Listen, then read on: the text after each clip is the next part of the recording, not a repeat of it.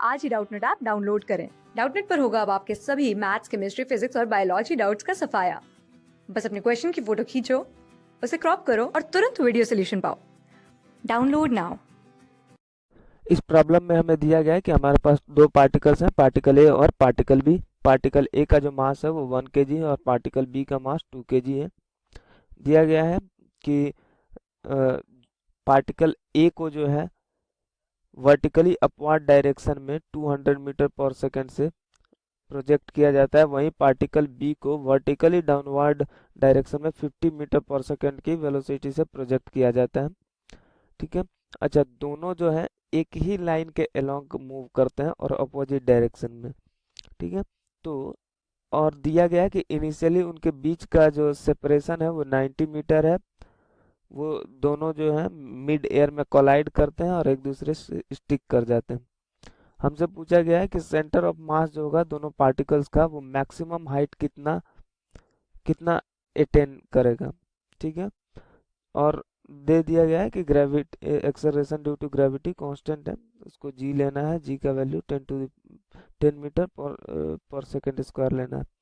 ठीक है। तो इस डायग्रामेटिकली भी हमें ये सिचुएशन दे दिया गया है। इनिशियली जो है हमारा दिया गया है कि यहाँ और यहाँ के बीच का जो सेपरेशन है वो कितना है, 90 दे दिया गया है। ठीक है, 90 मीटर्स।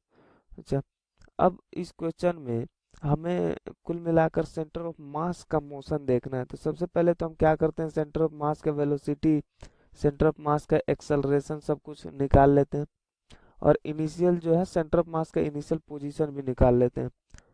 तो अगर हम यहाँ पे एक कोऑर्डिनेट एक्सिस ड्रॉ करें, ये y हो गया, ये x हो गया, तो हम देख रहे हैं कि पार्टिकल्स का मूवमेंट सिर्फ y में होगा, x में नहीं होगा, क्योंकि ये इनका वेलोसिटी जो है ये हमेशा y डायरेक्शन में रहता है।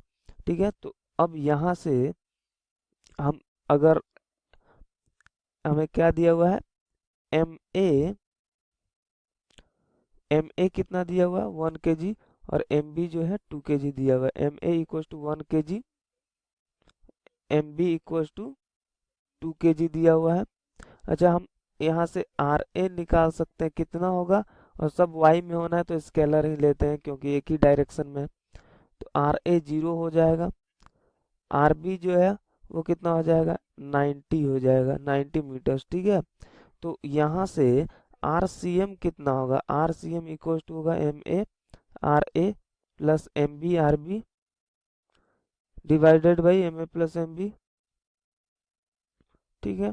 तो अगर यहाँ पे जब वैल्यूज हम पुट करेंगे तो एम ए आर ए तो 0 हो जाएगा क्योंकि आर ए 0 है, plus M B 2 into R B 90 divided by M A plus M B जो है वो 3 हो जाएगा और ये मीटर्स में आना है। तो आर सी एम हमारा आ गया, R C M equal to 60 metres जो है ये आ गया, यानी कि हमारा जो है आर सी एम इन दोनों का जो सेंटर ऑफ मास है वो कहीं यहाँ पे लाई कर रहा होगा। ठीक है। तो ये हो गया आर सी एम, यहाँ पे कहीं सेंटर ऑफ मास लाई कर रहा होगा, इसको मैं सी एम लिख देता हूँ। ठीक है।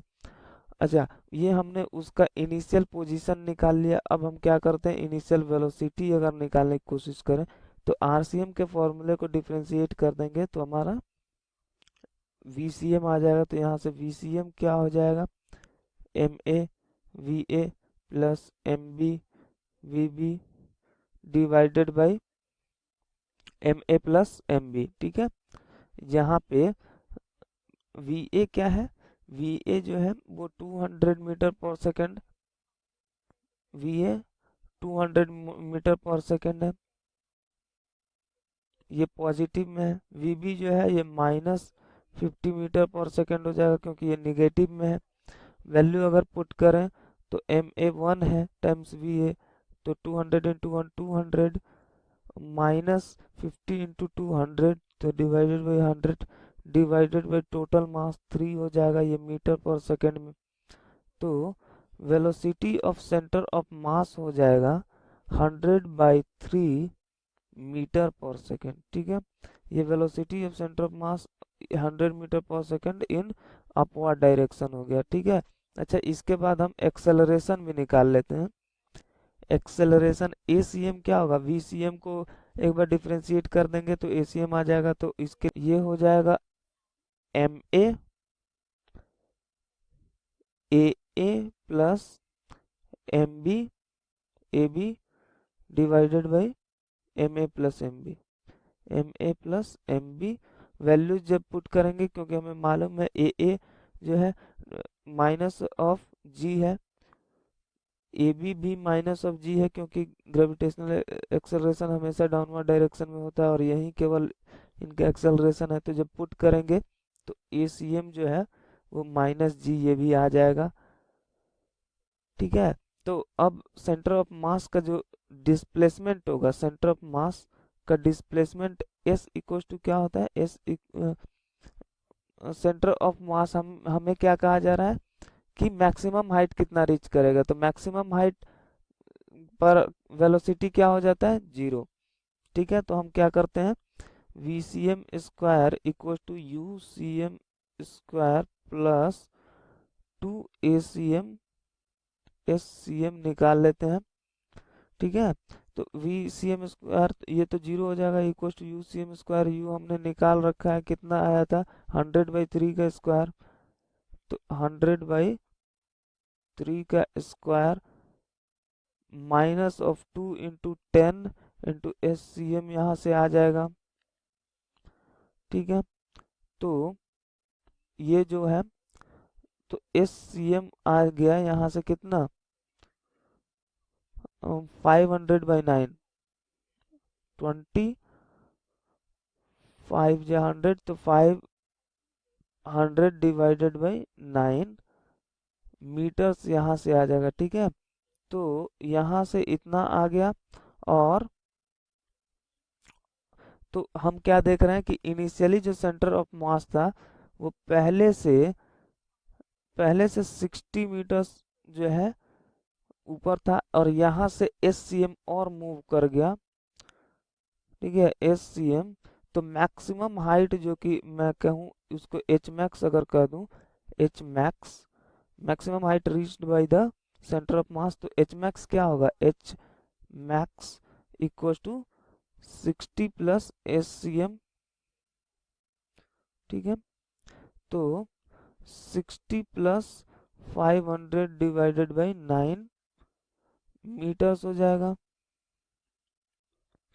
ठीक है, तो Hmax जो है ये हो जाएगा 1040 डिवाइडेड बाई 9 मीटर्स। तो इतना हाइट जो है maximum height centre of mass reach करेगा। तो हमारा Hmax आ गया इतना। अगर हम इसको डिवाइड कर दें 9 से 1040 को डिवाइड कर दें तो हमारा Hmax का वैल्यू आ जाता है 115.55 मीटर्स। तो हमारा आंसर हो गया कि मैक्सिमम हाइट जो सेंटर ऑफ मास होगा वो 115.55 मीटर ऊपर जाएगा ग्राउंड से। क्लास 6 से 12 से लेके नीट IIT JEE मेंस और एडवांस के लेवल तक 10 मिलियन से ज्यादा स्टूडेंट्स का भरोसा। आज ही डाउनलोड करें डाउटनेट ऐप या व्हाट्सएप कीजिए अपने डाउट्स 8400 400 400 पर।